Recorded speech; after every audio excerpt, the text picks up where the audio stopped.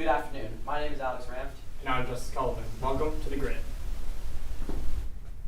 Boys and girls cross country both had a good week, with both teams finishing third at the Big Walnut Eagle Twilight Meet.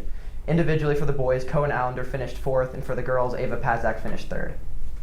Boys soccer tied Dublin Jerome last Thursday 1-1 and won against Gahanna Lincoln 2-1 on Tuesday. Girls soccer had one win and one tie on the week, winning 3-0 against Watkins Memorial on Tuesday and tying 3-3 yesterday against Grove City. Field hockey took a loss to Dublin Coffin 0-5 on Wednesday. Boys golf also played on Wednesday, placing fifth at the OCC with Emin Bach and Theodore Bowen both having 80 points overall. Girls tennis had a huge win on Wednesday, winning 4 out of 5 sets to beat Olentangy. Last week, football went to Marysville and destroyed the Monarchs with a 42-0 win, with quarterback Levi Davis had 2 passing touchdowns and 1 rushing touchdown. Tonight, the Nears take on Westerville North Warriors in the OHSAA Game of the Week. Be there and be loud. And now we're throwing it over to Maggie with an interview with Orange football linebacker Cameron Robinson. Thanks, guys. I'm here with Orange linebacker and running back Cameron Robinson.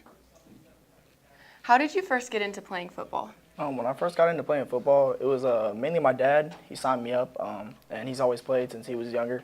He played in high school, played in college as well, and then I just followed in his footsteps. I have great appreciation for him. He signed me up when I was playing flag football, and then my 4th grade year, I got my first year of tackle football, and then ever after that, it's been tackle football since.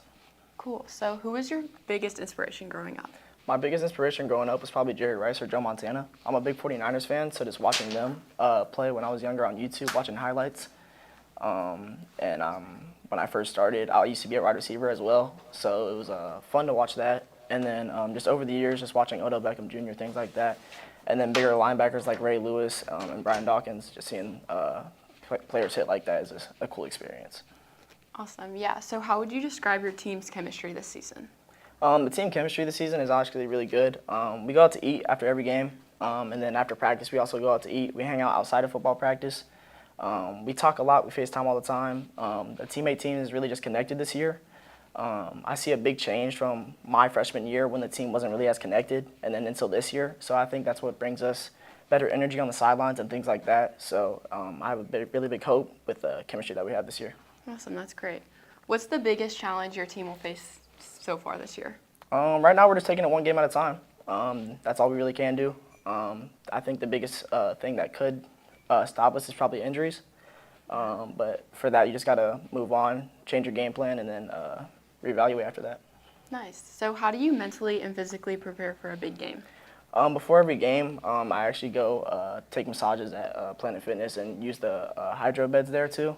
And then after the game, I do that for post-recovery. And then I also just, along that, I use a roller on my legs and then just get my body right, ice my knees when I need to. Okay, awesome. After having such an amazing game, how do you keep the momentum going to tonight?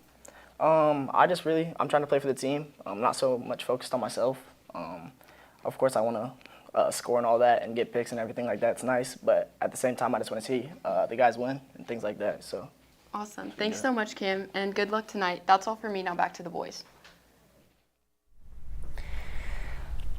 All right, so now we got our pick'ems, and obviously this is the best part of the show.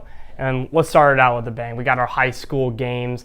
So the first one, we got Berlin versus UA. Alex, I'll let you lead us off here. So here, UA and Berlin, both pretty solid teams. Berlin, obviously, very controversial loss last week to the Sales, lost 14-13 on a call that was posted everywhere, people disagreeing with it. I wouldn't even say controversial. I'd say just downright horrendous call. I mean, it was a joke. We all saw the guy dropped it. It was a great throw by RJ Day. He threw it right in the back in the perfect place. The wide receiver dropped it. Good defense. I don't really know what the officials were seeing, but it was clearly the incorrect call.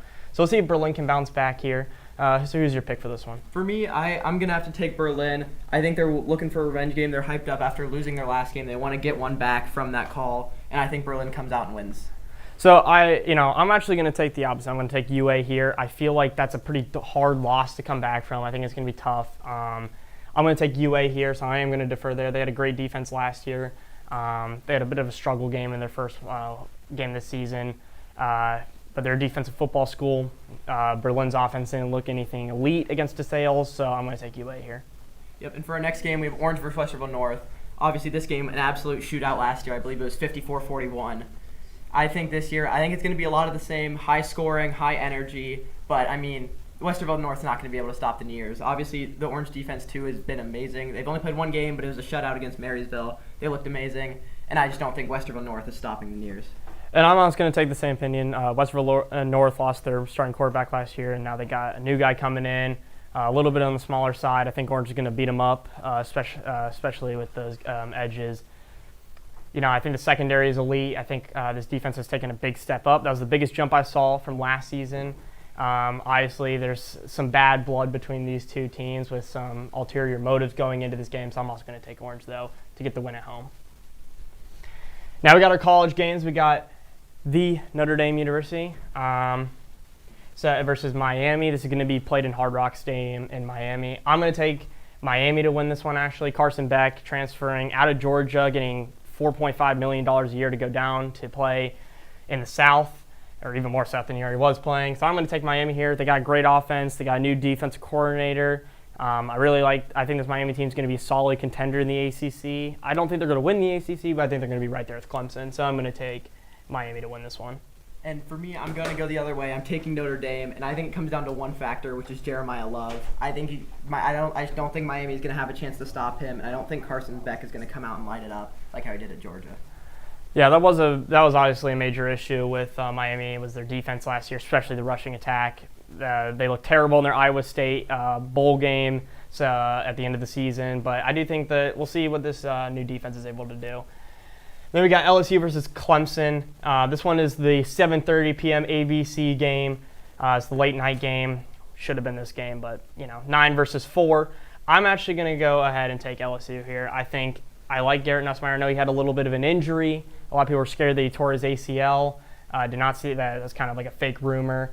This is a great team. I had some really good players on defense. I'm not a big Brian Kelly guy, head coach. I thought he did a terrible job at Notre Dame, but I do think that with how much talent they were able to recruit last season, getting number 1 receiver in their recruiting class, I'm going to take LSU here. I think it's going to be a tight one, though. And I'm, yet again, going the other way as you. I'm on the Cade Klubnik hype train. I think he's going to be amazing, and I think this is really just going to be who's better, Garrett Nussmeier or Cade Klubnik, and every day I will be taking Cade Klubnik. And obviously the biggest game, unfortunately it's at noon, but it's still the biggest game. Ohio State, the Buckeyes taking on Texas Longhorns. This game's going to be elite. This is an old Rose Bowl matchup that they used to play back in the 90s all the time. Two of the best teams, was the second best playoff game last year outside of the Arizona State-Texas game. It was elite. Jack Sawyer, we all remember that play. They'll forever live in our memories as Ohio State fans. I'm going to take Texas, though. I think that they lost a lot less players than Ohio State did. Ohio State's returning their entire D-line. The O-line's really good on Ohio State. They're pretty veteran, playing the entire playoffs together. Receiving core is obviously the best in the country. It might be the best that we'll ever see, especially next year when Chris Henry comes.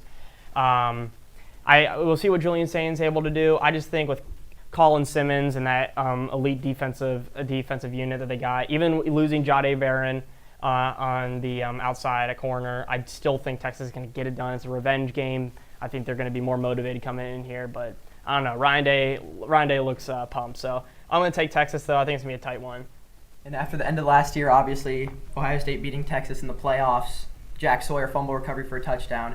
Even though Ohio State, everyone's saying Ohio State has the national championship hangover, I don't think that applies here. I don't think anyone can stop the Buckeyes, especially the receivers. Obviously, two pretty inexperienced quarterbacks going into it, Julian Sain versus Arch Manning.